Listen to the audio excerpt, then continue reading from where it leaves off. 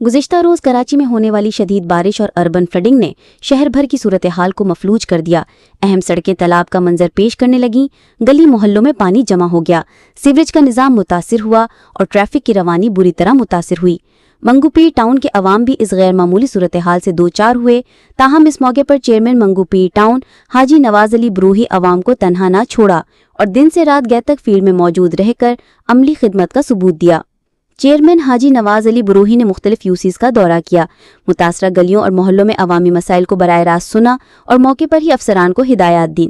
उन्होंने सीवरेज लाइनों की हंगामी सफाई, निकासी आब के लिए मशीनरी की तैनाती और अमले की फौरी मौजूदगी को यकीनी बनाया।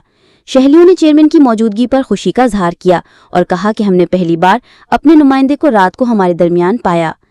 रात गए कमिश्नर कराची सैयद हसन नकवी भी मंगूपीर टाउन पहुंचे, जहां चेयरमैन ने उन्हें सूरत हाल से आगाह किया।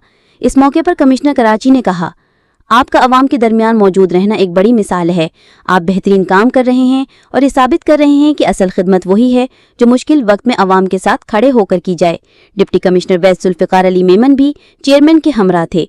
कमिश्नर और डीसी वेस्ट दोनों ने चेयरमैन को यकीन दहानी कराई कि वो हर सतह पर अवामी खिदमत में उनके शाना बशाना हैं।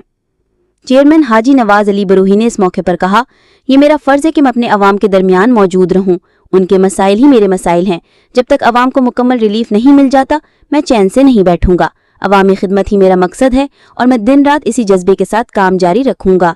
रात गए से सुबह फजर तक चेयरमैन मुतासरा इलाकों में मौजूद रहे, अवाम को तसल्ली देते रहे और अमले को बराह रास्त हिदायत देते रहे।